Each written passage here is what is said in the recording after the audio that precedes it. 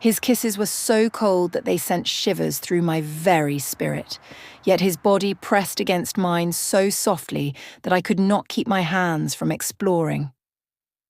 When he pressed his palm against my back and held me closer, it felt like a spark ignited deep inside, a fire I had thought extinguished long ago.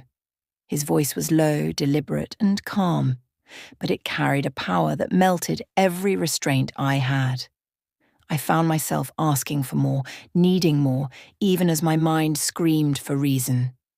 That first time, it was only the beginning, and I did not know then how uncontrollable my desire would become. Before I continue, I want to thank all my new and returning viewers. Your support means the world to me. If you have not yet subscribed, I cannot wait for you to hit that subscribe button because it is the fuel and energy that keeps this channel alive. Please share your thoughts in the comments as we dive into this story. I want to hear from you immediately. I am Emily, a 32-year-old American woman living in a quiet suburb in the USA. I married Michael, my husband, 5 years ago. Our love felt real at first, but over the last few months, I noticed a growing distance. Michael had started spending more time at work, taking late calls, and showing a strange enthusiasm for evenings out that I was never invited to. The day of our 5th wedding anniversary, I discovered that he was seeing another woman. The realization was like a knife to my chest. In the midst of my heartbreak, my landlord, Ethan, came to check on some maintenance issues. Ethan was tall, broad-shouldered, with dark hair and piercing eyes that seemed to look right into your soul. He had always been friendly, a little flirty, but I never imagined what would come next. I invited him in to show him the leaky faucet, trying to mask the emptiness I felt. As he leaned over the sink, his fingers brushing mine accidentally, the electricity was undeniable. I tried to push it away, tried to convince myself I was imagining it, but when our eyes met, I saw the same fire reflected back. The first encounter happened that evening. Ethan kissed me once, gently at first, but then with a hunger that I had not expected. My body responded instinctively. Every touch, every whisper of his lips made me forget the world outside. He guided me to the couch and I felt a new kind of intimacy I had never known, an overwhelming, forbidden thrill. That first time, it was slow, exploratory, and electric. I felt as though the weight of my heartbreak lifted for a moment, replaced by the intensity of desire and curiosity. I cannot describe the rush, the simultaneous shame and pleasure that coursed through me. I wanted to stop, yet I could not. The room seemed to shrink until it was only the two of us, hearts racing, breaths heavy, hands entangled. When it ended, I felt both liberated and terrified. The guilt of betraying Michael, even though he had betrayed me first, was crushing. Yet, the memory of Ethan's touch lingered, haunting me. That night, after Ethan left, I sat on the edge of my bed, trembling and conflicted. I could not stop thinking about him. I knew I was entering dangerous territory, but I was powerless to resist. That first time had opened a door I was unsure I could close. The days after that first encounter were unbearable. Every sound, every shadow in my apartment seemed to remind me of Ethan's touch, his lips, his hands. Michael had disappeared completely into his other life, leaving me alone with my heartbreak. Loneliness had a weight I had not realized existed until then. That weight became unbearable, and when Ethan came to check on some maintenance issues again, it was like the universe had conspired against my self-control. The first time was tentative, filled with discovery and electricity. Ethan leaned over to examine the faucet, and I could feel the heat of his body so close to mine. His hands brushed against my arms, and it felt like the entire world had fallen away.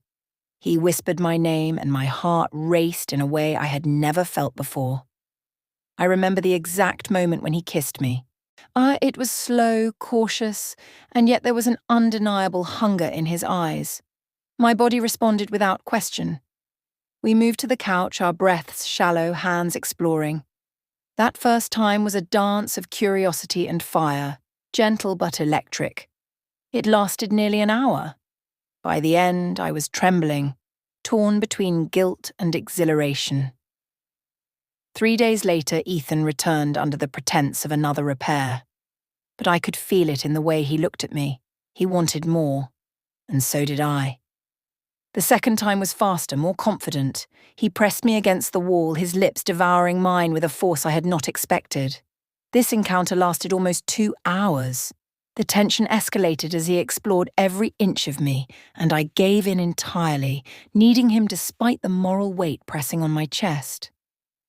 The guilt was heavier now, but the pleasure was addictive. Every sigh, every gasp, every moan cemented the growing bond that was forming in secrecy, a bond that Michael could never have provided, even if he had been present. By the third time, the restraint was gone. Ethan came into my apartment late in the evening, a storm outside reflecting the storm inside me. The rain hitting the windows, the shadows dancing on the walls, it all heightened the intensity.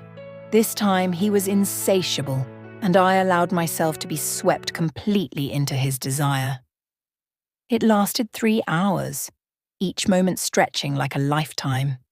He moved with confidence, his touch knowing, guided by an unspoken understanding of my body, my desires, my vulnerabilities. Emotionally, I was a mess. Anger at Michael, heartbreak over betrayal, and the guilt of my own actions collided inside me. Yet, every time Ethan whispered my name, every time he kissed my neck or pressed against me, I felt alive in a way I had not in years. The fourth time was the one I would never forget. It was our anniversary and Michael had not even called. I was alone, and Ethan knew exactly how to break me completely. This was not gentle or tentative. This was raw, overwhelming, and consuming. It lasted 4 hours, an endless storm of passion and intensity.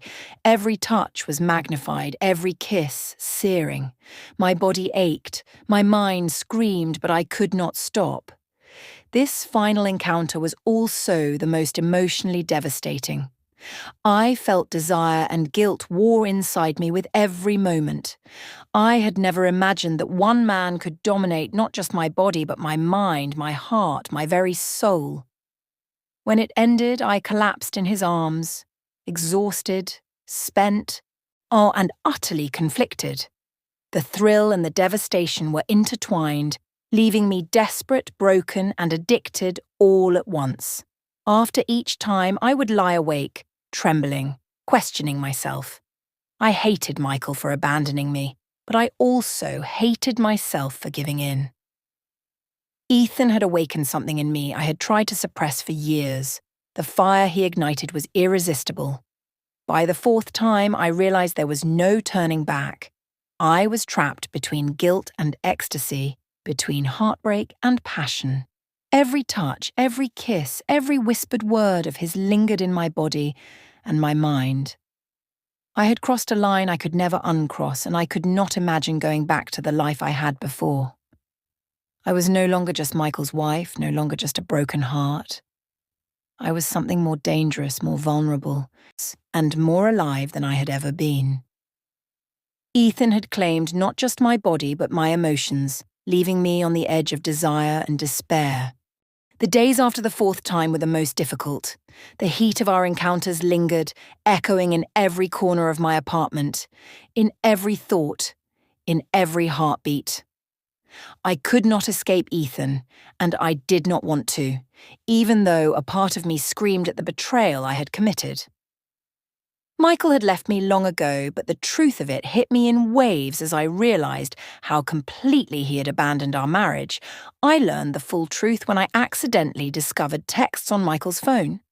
He had not been busy with work. He had been seeing another woman, someone younger, someone he claimed was just a friend.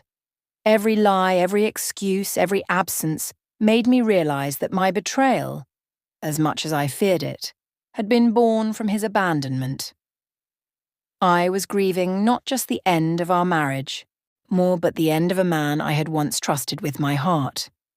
Anger coursed through me, but it was mixed with guilt. I had given myself to Ethan 4 times, each time losing a little more of the Emily I had once known. But unlike Michael, Ethan had been present, passionate and attentive in ways that I had never experienced. The contrast was painful, almost humiliating, but undeniably real. Ethan was not just a man who took advantage of my loneliness. Over time, I realized he had been aware of my heartbreak, aware of Michael's betrayal, and aware of the power he held over me. But his intentions were not purely selfish. He cared in a way that was twisted but genuine. Each of the 4 encounters had tested me, stripped me of my defenses, and allowed me to feel something I had not felt in years: desire, validation, and dangerous freedom. After the 4th time, he held me in his arms and said, "I will not let you suffer alone again." His words were simple, but they carried weight. They were not promises of forever, nor were they lies. They were a reflection of reality. Michael was gone. I was alone. And for now, Ethan was the only man who understood the fire I carried inside me. I spent nights crying, reflecting, questioning my morality. Every touch of Ethan's lingered on my skin, but I also carried the weight of my choices. Was I weak, or was I human? Was I a victim of Michael's betrayal, or had I simply given in to temptation? The answers were not simple. Each encounter had been a mixture of revenge, desire, and emotional survival. The guilt was not easily swallowed. I loved Michael once, and the memory of our wedding, our vows, haunted me. But Michael had abandoned those vows long before I ever kissed Ethan. And now the man I had once called my husband was no longer the center of my life. I had crossed a line, but I had also discovered a side of myself I could never ignore. Just when I thought I understood the story, another twist arrived.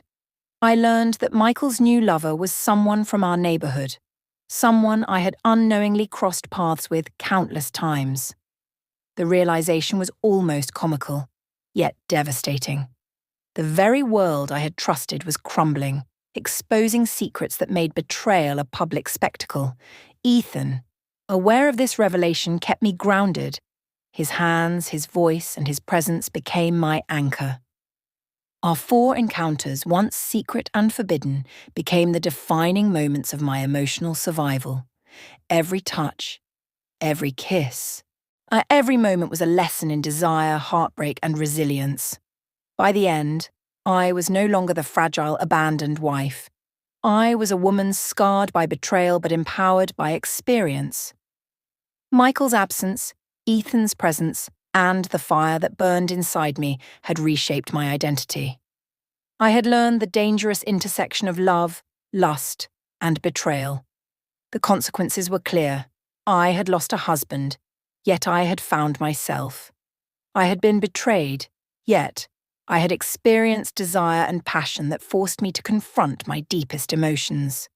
My heart ached, my mind spun, and my body remembered every touch. But I had emerged stronger, aware of the truths that life often hides behind everyday smiles. Looking back on those 4 encounters, I understand that infidelity is never simple. It is messy, emotional, and painful. It is the collision of desire, loneliness, betrayal, and survival. Michael had left, but Ethan had claimed a part of me I did not know existed. I was both victim and participant, heartbreak and fire intertwined. This story is not just about forbidden passion. It is about survival, self-discovery, and the harsh realities of betrayal. I tell it now so others may understand the complexity of human desire, the fragility of trust, and the power of reclaiming one's identity, even in the darkest of circumstances. As I sit here reflecting on everything that has happened, the heartbreak, the betrayal, the fire of forbidden desire, I realize that life is rarely black and white. We are flawed, vulnerable, and often pushed to the edge by those we trust most. I shared my story not to shock you, but to show the raw, unfiltered truth of love, lust, and betrayal. If you stayed with me until now, thank you from the bottom of my heart. Your support keeps this channel alive, and your engagement fuels every story I tell. Do not forget to hit that subscribe button if you have not already, and turn on notifications so you never miss another story that will challenge your heart and mind. Share your thoughts in the comments below. Your perspective matters more than you know. And now I want to leave you with this question, one that has haunted me through every tear and every whisper of desire. If someone you loved abandoned you completely, and another person stepped into the cracks of your heartbreak, would you resist the temptation? Or let yourself be consumed by it? Think about that. I cannot wait to read your answers.